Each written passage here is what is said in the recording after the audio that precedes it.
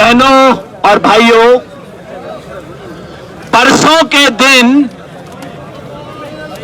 किसान ने सहारन अपने मुजफ्फरनगर में परसों किसान ने किसान की ताकत का एक ट्रेलर दिखाया था जी। और पिछले 48 घंटे से पूरे देश का मीडिया मुजफ्फरनगर की कहानियां बता रहा है, मुजफ्फरनगर के किस्से दिखा रहा है। और वो ट्रेलर खत्म भी ना हुआ था कि करनाल के किसान ने एक दूसरा ट्रेलर पेश कर दिया। आप सबको बहुत बहुत बधाई।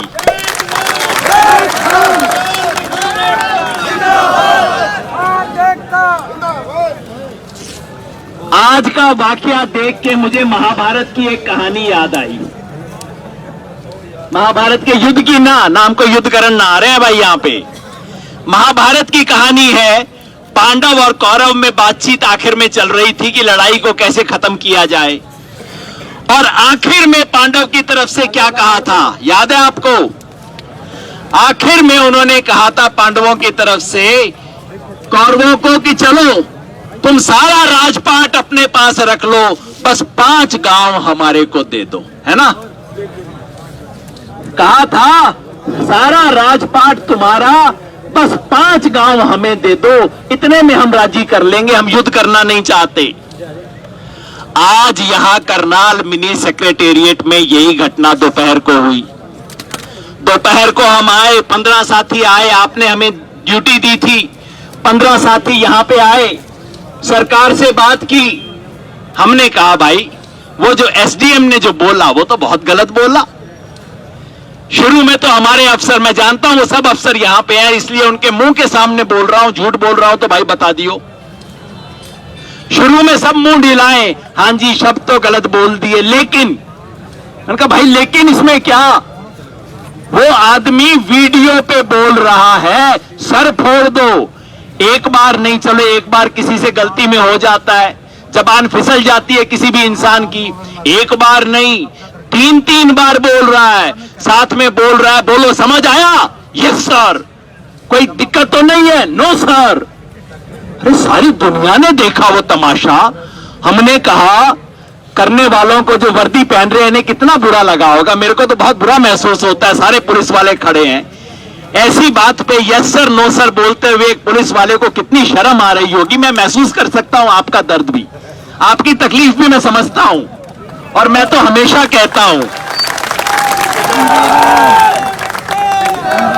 आप बताओ वर्दी की कोई कीमत होती है ना? वर्दी पहन के ऐसी उल जलूल बात पे यस सर नो सर करना पड़े तो अंदर तो खून खौलता होगा कि क्या बकवास कर रहा है, लेकिन इनको करनी पड़ी। इनका दुख तकलीफ मैं समझता हूं।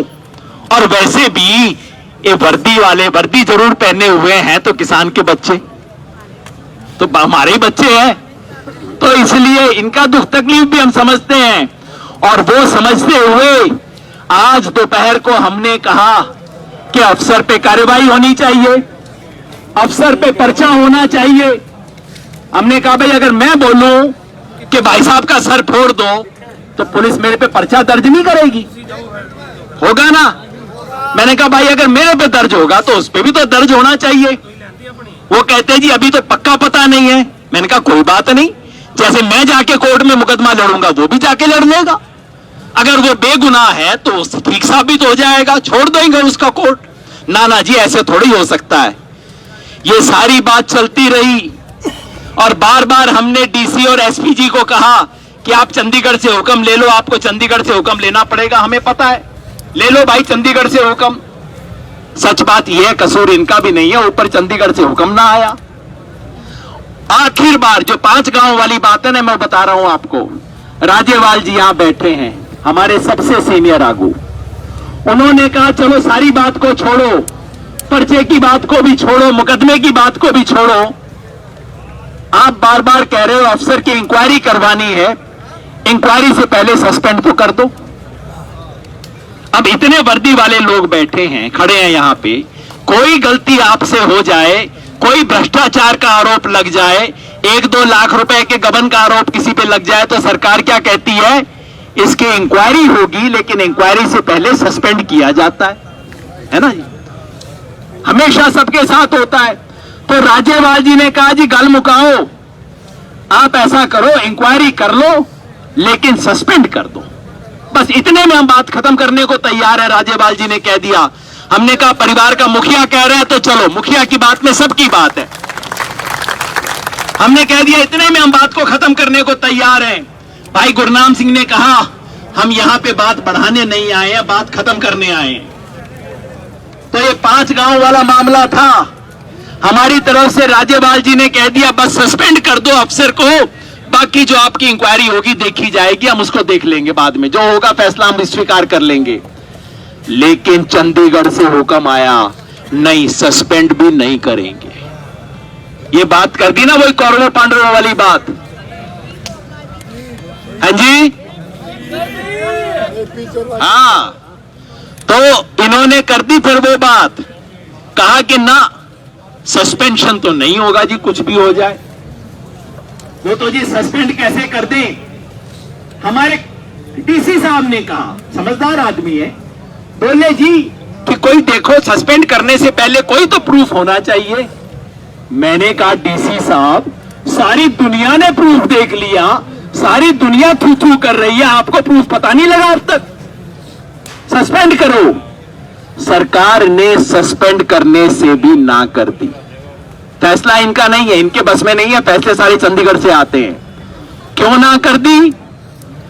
क्योंकि सीएम ने खुद कह के काम करवाया होगा। हमने कहा जी कि अगर आप सस्पेंड नहीं कर सकते, इसका मतलब है कि सीएम कह रहा है मैं अपने आप को कैसे सस्पेंड कर दूं, मैंने ही तो ऑर्डर दिया था, मैं इस पे सस्पेंड कैसे कर दूं। असली बात यही है, ठीक है ना जी, ठीक है ना जी बात। तो हमने कहा या तो अगर सीएम इसके लिए जिम्मेदार नहीं है तो ऐसी बेहुदा हरकत है, अफसर को सस्पेंड करो, इंक्वायरी करवा दो। और अगर सीएम ने खुद कहा है उनके मन में चोर है तो सस्पेंड कैसे करेगा। तो इसका मतलब है, अभी भी मैं कहता हूं आखिरी मौका है इस सरकार के लिए, अगर अब भी चेत जाए, अब भी समझ आ जाए, अब भी अकल आ जाए, तो हम मामले को बढ़ाना नहीं चाहते। और मेरी आज भी उम्मीद है कि आप सबसे सुन के, यहां कई सीनियर अफसर बैठे हैं, बोले ना बोले इनको पता तो लग रहा होगा कि जो हम बात कह रहे हैं सच बोल रहे हैं। सच तो हमारी तरफ है, जैसे कौरव पांडव के युद्ध में सच तो पांडव के साथ था, सच तो हमारी तरफ है भाई। आगे ये जाने, इनके मालिक जाने, हम तो यहां बैठे हैं और जीत के जाएंगे। सही बात है ना।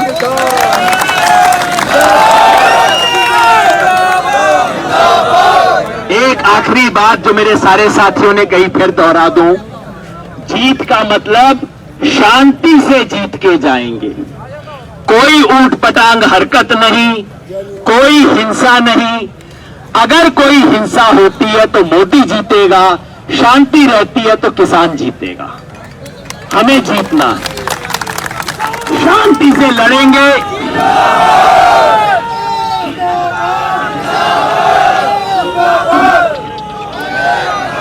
तो बस जी शांति से, बिना कोई मौका नहीं देंगे कि वीडियो पे कोई खबर आ जाए कि भाई किसान ने देखो ये किया ना, हमें ऐसा मौका नहीं देना। कोई शांति से लड़ेंगे और जीतेंगे, ठीक है।